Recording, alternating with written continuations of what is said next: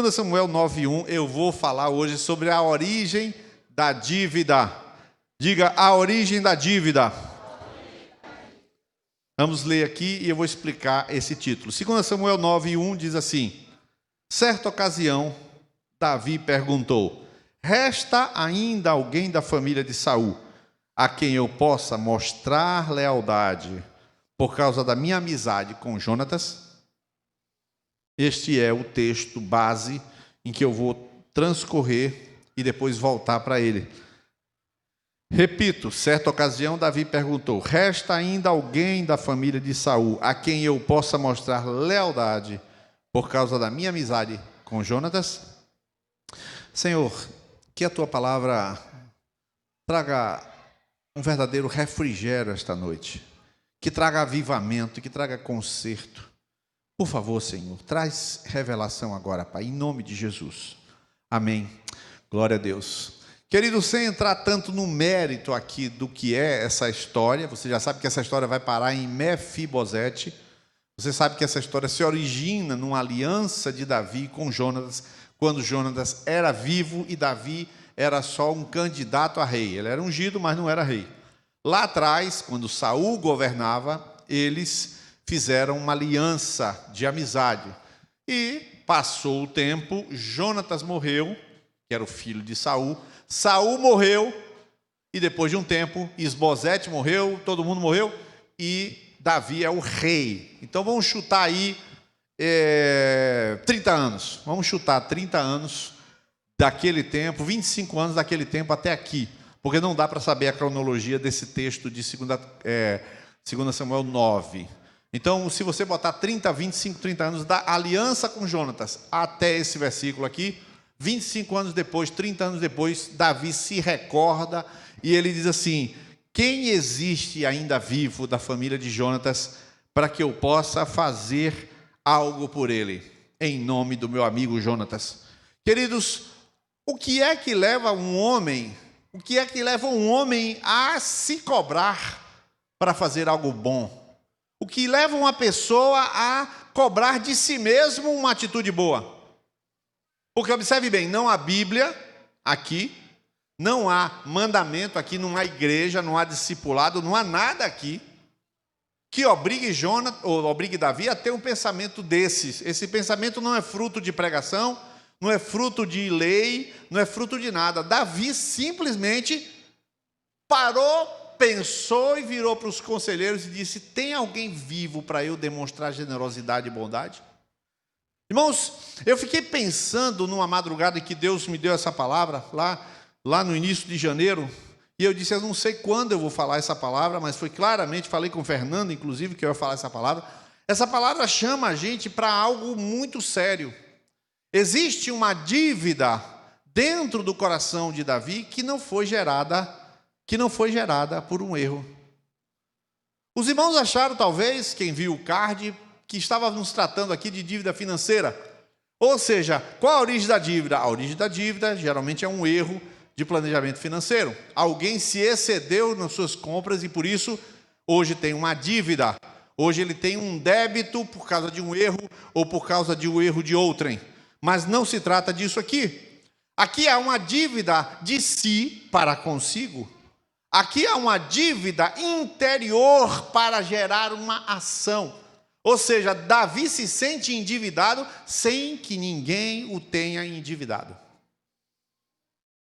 Olha o que eu estou dizendo. Davi se sente endividado sem que ninguém o tenha endividado. Ele não errou. Ele simplesmente tomou a iniciativa de dentro do seu coração. Então eu pergunto: quem é este homem? Quem é este homem que vai fazer algo que ninguém pediu? Que vai fazer algo que ninguém exigiu? Que vai fazer algo que há necessidade, mas que ninguém o constrangeu? Quem é este homem? Este é um homem segundo o coração de Deus. Um homem segundo o coração de Deus não é movido por obrigação. Um homem segundo o coração de Deus não é movido por lei. Um homem segundo o coração, uma mulher também, tá? Um homem segundo o coração de Deus, porque a Bíblia fala que é um homem. Então, mulher também pode ser um homem segundo o coração de Deus.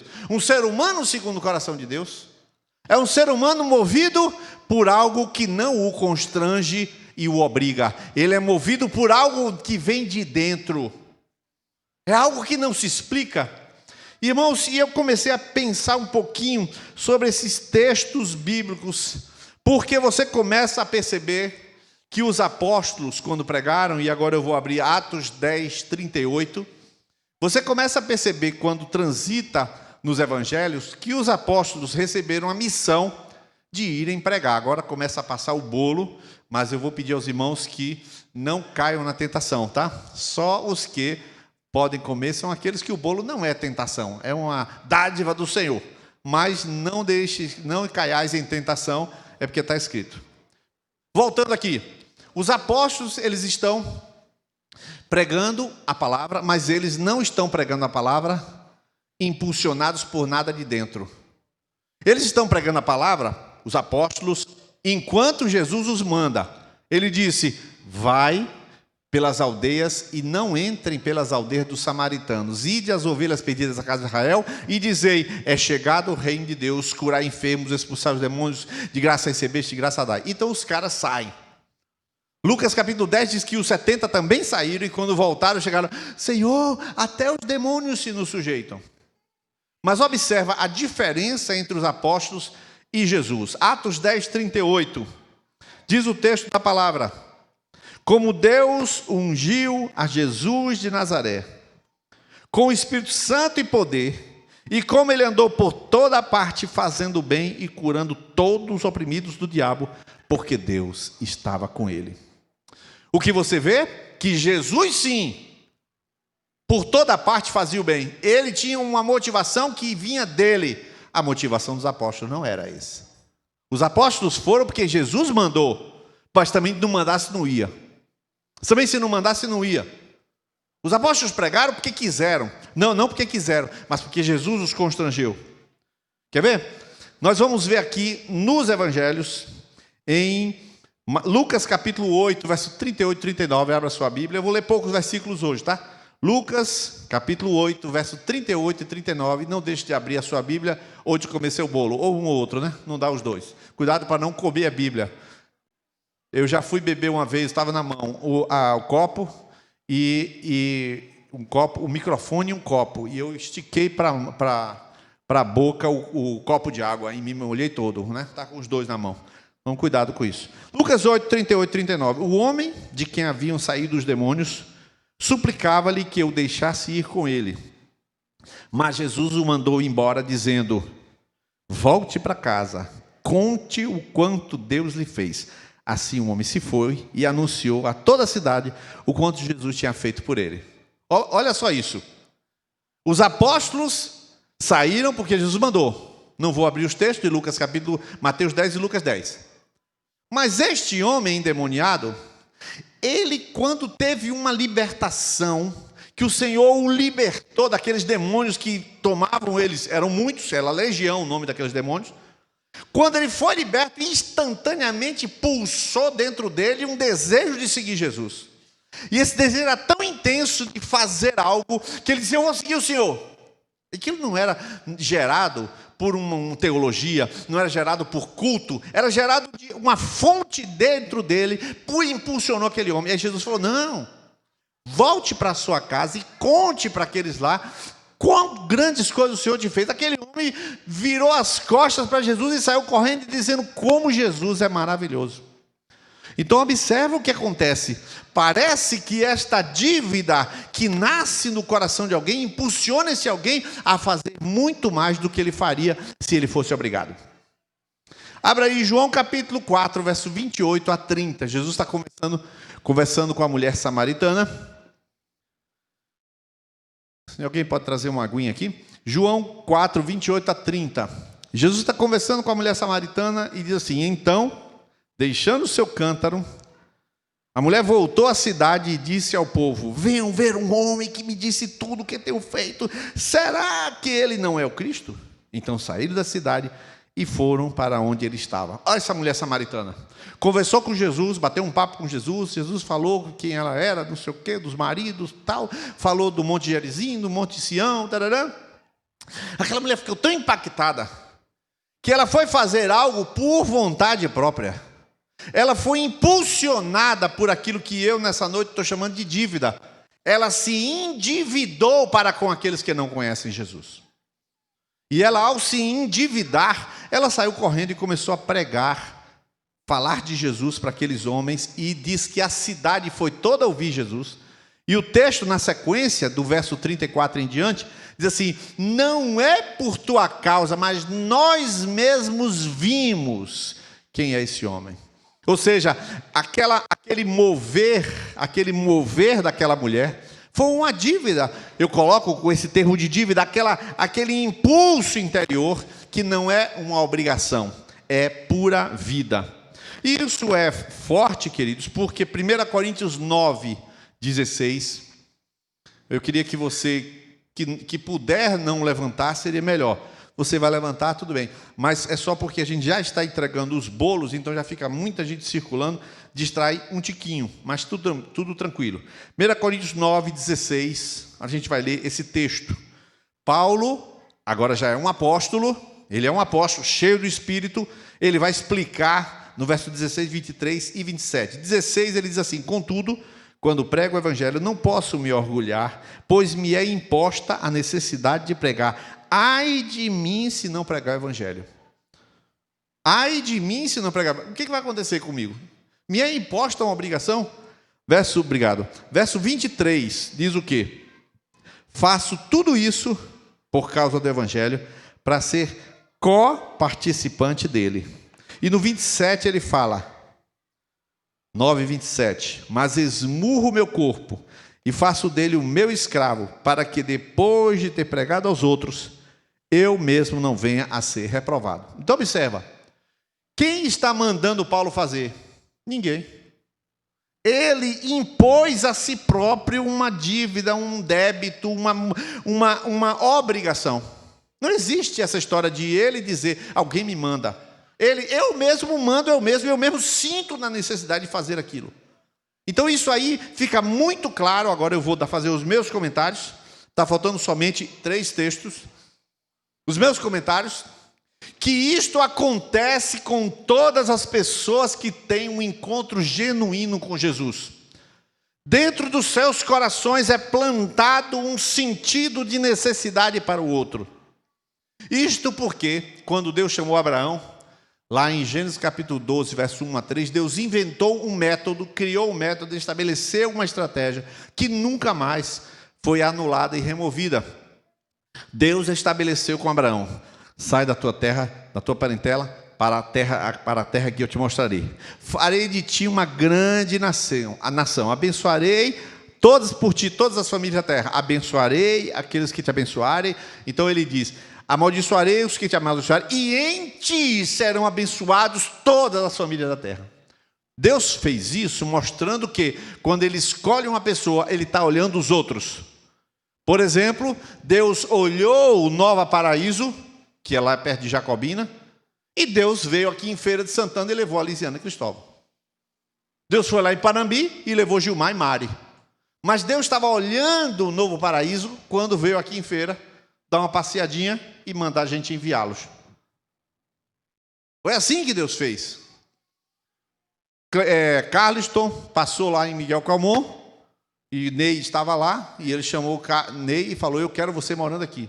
Nesse dia de hoje, quinta-feira 21, Ney arranjou uma casa lá em Miguel Calmon, porque a missão quer que Ney fique por lá. Então Ney está em Consuênia, provavelmente assistindo. Um abraço, Ney, assistindo. E eles estão lá para fechar uma casa lá. Agora, que Carliston veio que se meter com a videira de fazer pedido aqui para não enviar ninguém? Meu irmão, mas quando Deus quer dar suporte àqueles missionários, Deus escolhe alguém para fazer isso. Deus sempre vai escolher alguém por causa de outrem. É sempre assim. Nunca será diferente. Por que é que eu vim para a feira? Porque Deus tinha interesse em sua vida. Simples assim. Eu sou paulista, eu não tinha que estar aqui, eu tinha que estar em Salvador. Mas por que eu me mudei para a feira? Porque Deus tinha interesse com a sua vida. Deus sempre está vendo além. E assim aquela dívida é plantada no coração do apóstolo Paulo. Ele disse: eu tenho que pregar, eu preciso pregar, eu não vou deixar de pregar, eu tenho um débito de pregar, e se eu não pregar, ai de mim. Então é uma dívida que se impõe a si próprio. Mas você observa que essa dívida não é uma questão de pregação só. Tiago capítulo 2, verso 14 a 17, muito importante que você leia. Tiago 2, verso 14 a 17. O texto bíblico diz: de que adianta, meus irmãos, alguém dizer, Tiago 2, 14, alguém dizer que tem fé se não tem obras? Acaso a fé pode salvá-lo? Se um irmão ou irmã estiver necessitando de roupas e do alimento de cada dia, e um de vocês lhe disser, vá em paz, aqueça-se e alimente-se até satisfazer-se, sem, porém, lhe dar nada, de que adianta isso? Assim também, a fé por si só, se não for acompanhada de obras, está morta. Olha o texto claro que está falando. Uma pessoa chega aqui e ela está precisada de um tratamento dentário, ou como Wesley, está precisando de uma cirurgia, de um atendimento dos rins, ou como aquele povo de Nova Paraíso, estão precisando de gente que diga alguma coisa para eles, que estão perdidos, sem propósito, não tem por que viver.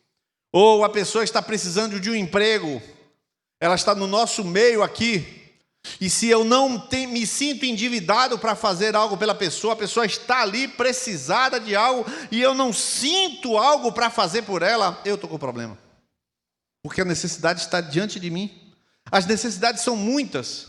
As necessidades são de ordem emocional, são de ordem espiritual, são de ordem relacional, são de ordem familiar, as necessidades são de ordem profissional. Por exemplo, eu senti necessidade, agora eu falo, né, porque eu não incentivei, então agora eu posso falar. Eu senti necessidade que os irmãos tivessem contato com o CIS, contato com Paulo Vieira, significava ter uma experiência de ver, de enxergar, de ouvir algumas coisas diferentes, que pudesse fazer uma espécie de espelho, para eles verem, cada um ver um pouco de si de uma maneira diferente.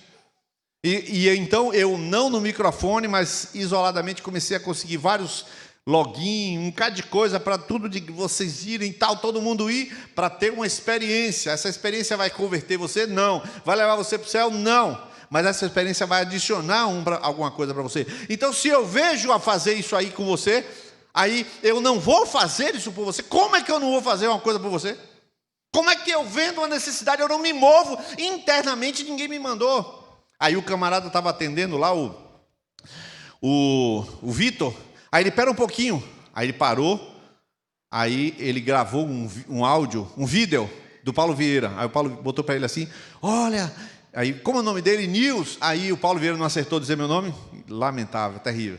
Aí passou para ele, Nils, como é? Nils, olha. Aí ele não disse meu nome, falou, eu quero agradecer a você pela sua participação, que você tem incentivado, você deu blá, blá, blá, falou um bocado de coisa para mim, e mandou aquele vídeo para mim, eu recebi, não precisava daquilo.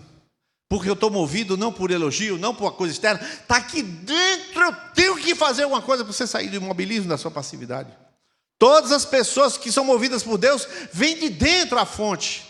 E assim é você, assim sou eu, somos todos que são servos de Deus. E Tiago fala isso, você sente alguma necessidade, então vamos fazer alguma coisa. Essa dívida interior foi a que moveu o rei Davi. Ele olhou assim e falou, eu tenho que fazer alguma coisa por esse homem.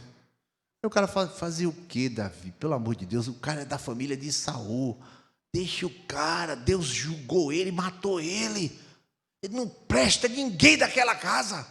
Deus colocou você, você é ungido, você é homem segundo o coração de Deus. Não, eu tenho que fazer alguma coisa. Não tem que fazer nada. Eu tenho que fazer alguma coisa por esse homem. E ninguém tira dele aquela determinação de fazer alguma coisa. Irmãos, se vocês for ler a história, a biografia de um camarada chamado George Miller. George Miller foi um homem que decidiu cuidar de órfãos. George Miller decidiu abrir um orfanato para cuidar de órfãos. Com que dinheiro? Com dinheiro nenhum. Com dinheiro nenhum. Todos os dias, não tinha ninguém para ajudar, crises na Inglaterra após a Revolução Industrial, e ele abriu aquele orfanato, segundo a ordem de Deus, e todo dia ele estava lá, porque algo o movia a estar ali. todo dia chegava a provisão do dia e nunca faltou comida. Ela vai ler depois a biografia de George Miller. Um homem movido a algo que ele não pode ficar. Se você tirar Plínio do campo, e botar assim num canto de uma férias de 2 meses, ele entra em parafuso. Ele vai ter que tomar remédio e ficar louco. Plínio vai ficar louco se sair do campo. Ele não pode sair do campo, porque aquilo é o que ele é.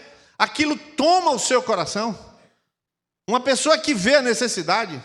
Essa semana eu estava almoçando com o Murilo, e ele dizendo que quando começou a atender agora as crianças na pandemia, e ele dizendo, Niles, mais da metade, de cada 12 atendimentos que eu faço pela manhã, 6, as crianças estão com graves problemas emocionais. De enfiar caneta assim no outro, de quebrar tudo em casa, de quebrar a televisão, coisas graves de ordem psicológica. E quando eu vejo as pessoas relatando os problemas de abuso sexual de montão, crianças envolvidas nessa pandemia com um monte de coisa envolvida com pornografia, coisas horríveis acontecendo, criança abusando de criança, e ele recebe como médico e ele chora, e ele faz aquilo ali porque está dentro dele um fogo de tirar aquela criança daquele estado emocional terrível. Você não pode ficar inerte às coisas que estão acontecendo do seu lado, senão você é uma cadeira, você é um pedestal, você é um microfone, você não é um servo de Deus. O servo de Deus tem o coração de Deus. O servo de Deus se move com o que move o coração de Deus. O servo de Deus, quando vê a necessidade, ele sente o que Deus sente. Deus tem condições de suprir qualquer necessidade. Deus precisa de mãos, Deus precisa de braços, Deus precisa de coração, Deus precisa de sensibilidade, pessoas sensíveis para encostar e ver a pessoa necessitada e estender e dar um gás mesmo de cozinha, de dar um remédio, de dar uma receita e de dar um abraço, de ouvir a pessoa, ouvir, ela fala, quando termina de falar, diz que estou bem. E você tem que aprender a pegar tudo que você ouviu, jogar na lata do lixo, esquecer, porque para ela bastava ser ouvida, ser aceita, bastava isso. E quero encerrar aqui em Apocalipse 3, verso 17. Apocalipse 3, 17.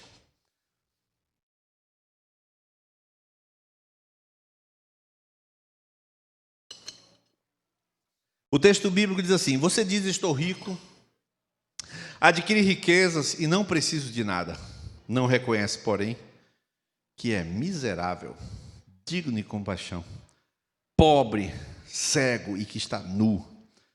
Dou-lhe este conselho: compre de mim ouro refinado no fogo e você se tornará rico. Compre roupas brancas e vista-se para cobrir a vergonhosa nudez. Compre colírio para ungir os seus olhos e poder enxergar.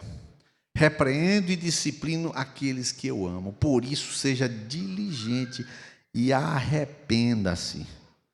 Eis que estou à porta e bato. Se alguém ouvir a minha voz, abrir a porta, entrarei e cearei com ele e ele comigo. Irmãos, sabe quando as pessoas perdem o seu coração? Quando elas esquecem de onde vieram, quando elas esquecem quem foram. Isso está escrito inclusive em 2 Pedro 1,8, que fala assim: havendo esquecido da purificação dos seus antigos pecados. A pessoa começa a crescer espiritualmente e começa a decrescer espiritualmente. Olha o que eu estou falando, a pessoa começa a crescer e simultaneamente a decrescer. Ele começa a dizer: rico sou, estou enriquecido e de nada tenho falta. Você olha para a sua vida e fala: minha família já está bem melhor, meu filho já está bem melhor, esse ano eu prosperei, essas coisas estão bem, minha conexão é grande, eu amo a videira, e não sei o quê, e não sei o quê. E você fala o que você tem: eu tenho isso, eu tenho aquilo, eu tenho isso, eu tenho aquilo. E Jesus não está querendo saber o que você tem, Ele está querendo saber quem você é. Você é um desgraçado, é um miserável, é um cego, é um pobre, é um nu. Você percebe bem? Ele dizia: eu estou rico, eu tenho. Jesus não quer saber o que você tem. Jesus quer saber o que você é. E a pessoa perdeu a sensibilidade. Jesus está fora. Esse texto de Jesus está fora. Eu estou fora. Eis que estou à porta e bato. Eu estou querendo entrar para que você sinta o meu coração, para que você tenha o meu coração. A Bíblia diz isso em Filipenses capítulo 2, verso 5, tende em vós o mesmo sentimento que houve também em Cristo Jesus. Você só sabe que você está sintonizado com Deus quando você tem uma dívida interna para com a necessidade humana. Deus estava no céu e Ele se esvaziou, tomou a forma humana. Por quê? Ele se fez nada, porque Ele nos amou e Ele estendeu o seu coração para quem precisava. O Filho do Homem não veio para ser servido, mas para servir e dar a sua vida em resgate de muitos. É por isso que Oswald Chambers diz que nós somos chamados para ser pão partido e vinho derramado. Quando você toma a ceia do Senhor, na verdade você está tomando um homem que se partiu para dar de comer. Você está tomando isso, um homem que partiu a si próprio e disse, comam, porque isso é alimento para vocês. A nossa vida é isto. E agora eu encerro. Eu queria que nesse momento, queridos, e olha, algumas pessoas dizem que é difícil pregar na videira. Várias pessoas disseram que é difícil pregar na videira. Talvez porque a videira sejam pessoas que gostam de comer a palavra do jeito que a palavra é dita. Não simplesmente falar emoções, mas essa hora é uma hora de você analisar você. A última palavra que eu falei na macro do ano passado foi autogestão espiritual. Eu falei isso, você responde por você. E Jesus está dizendo para vocês que estou à porta e bato. É você que tem que ouvir o Senhor dizendo, onde é que está teu coração, meu filho? Cadê o teu primeiro amor? Cadê tua humildade, onde foi parar? Cadê o teu desejo de falar de mim? Cadê teu chorar orando aos meus pés? Cadê você beijar a Bíblia que você beijava e não beija mais? Você acha que você me segue com o cérebro? Eu quero corações quebrantados e não cérebros cheios. O Senhor quer te encontrar de novo, para que você com este coração veja e faça aquilo que você não tem costume de ver e costume de fazer. Deus não opera pela razão, Deus opera pela entrega. Não é o falar que faz Deus agir. É o entregar-se que faz Deus operar. Deus quer coisas na mão dEle. E a mão dEle significa a sua vida. Então Ele pergunta, cadê teu coração, filho? Ficou na tua riqueza? Ficou no teu sucesso? Tu leva o que disso? Ficou na segurança? Que segurança? O salmista disse, meu refúgio é o Senhor. Não existe segurança na terra em nada. Eu posso ter um infarto aqui. Eu estou com aquele negócio de gordura no fígado, que eu não sei o nome, já esqueço, toda hora eu esqueço. Esteatose. Eu estou com uma gordura no fígado elevada e estou com um negócio na tireoide que deu aqui um pólipo na tireoide. O que eu fiz? Não fiz nada. Estou vivendo. E pode acontecer. Aconteceu. Vamos viver. Pode ser negligência? Não, não é negligência, porque eu só descobri porque eu fiz exame, é lógico. Vou fazer alguma coisa com isso? Vou fazer na hora certa. A vida não é nada. De repente você descobre a doença. De repente você morre. Mas o que é que fica? Aquilo que você deu para Deus. Quando está nas mãos de Deus, aquilo se multiplica. Feche seus olhos agora, sentado. Onde está o seu coração, filha? Por que perdeu ele? Não adianta dar explicações para Jesus. Você tem que dar o teu coração. Diz a palavra, filho meu, dá-me o teu coração. Filho meu, dá-me o teu coração. Filho meu, dá-me o teu coração. Filha minha, dá-me o teu coração. Filha minha, dá-me o teu coração. Sou eu que coloco as importâncias, as prioridades, porque tu és minha. Sou eu quem diz para os que são meus o que é importante. Porque a tua agenda determina o meu agir. É a minha agenda que determina o meu agir. Porque pensas que eu não conheço a tua dificuldade. Sim, eu conheço. É tu que não conheces mais o meu coração.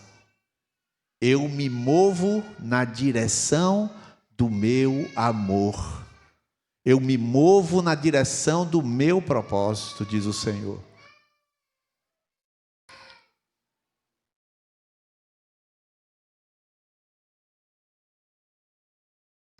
Eu quero que você ore ao Senhor agora. Que você encontre a sinceridade no seu coração.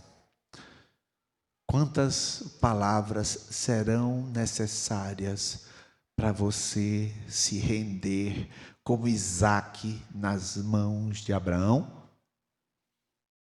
Quantas pregações serão necessárias para você dizer: a minha vida, Senhor, não me pertence, tu me compraste, ela é tua.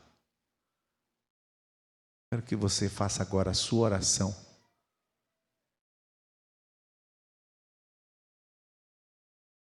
Faça a sua oração agora.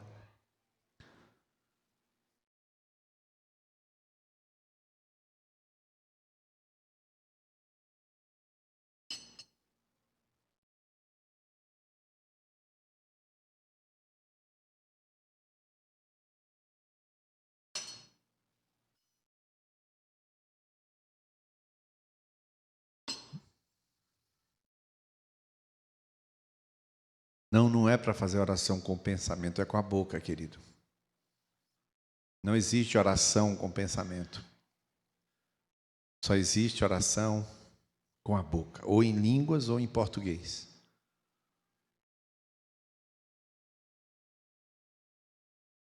Vamos ficar de pé nesse momento. Aleluia, aleluia, aleluia. Filho meu, dá-me o teu coração. Filho meu, dá-me o teu coração. O que é que tem dentro de você que te move? Que dívida é essa que faz você se mover? Eu quero nessa hora orar por você. E eu quero que você entregue seu coração ao Senhor. Aqueles que desejarem vir à frente, dobrar o seu joelho, podem fazê-lo. Alguns precisam fazer isto. Precisam se converter, precisam voltar hoje. Alguns precisam fazer isso pela primeira vez. E por que fazer isto? Você viu Davi fazer com Mefibosete. Eu quero te dizer que isto foi o que Jesus fez comigo. Ninguém obrigou ele a me amar. Eu era o paralítico e ele desceu e me chamou para sua mesa. E hoje eu estou na mesa do rei, porque ele me amou e se moveu por mim. Eu sou Mefibosete e Davi é o meu rei, o meu Senhor, o que reina. Aleluia. Essa noite, o Senhor lhe diz: filho meu, dá-me o teu coração. Eu quero colocar nele o meu querer, a minha agenda, a minha prioridade. Se você quiser se ajoelhar aí no seu lugar, quiser botar a mão no seu coração, ou quiser vir à frente, você vai vir à frente.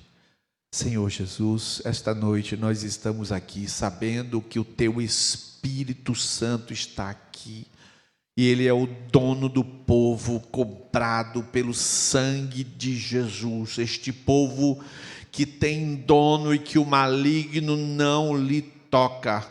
Este povo que pertence a alguém nesta terra, que não pertence ao governo brasileiro, que não pertence à ONU. Este povo que pertence a Jesus Cristo de Nazaré, o Rei que chama todos os paralíticos para estarem sentados na mesa. Senhor, esta noite nós estamos com o nosso coração para trazer a Ti agora.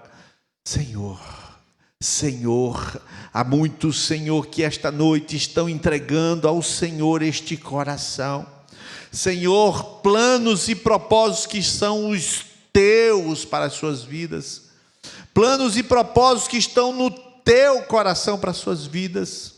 Eu quero que o Senhor, Espírito Santo, essa noite gere uma dívida, uma energia, um poder interior para que aquilo que está no teu coração os mova, que não precise ninguém mandar, ninguém obrigar, ninguém nem sequer ensinar, que sejam eles movidos por esta lei escrita em seus corações.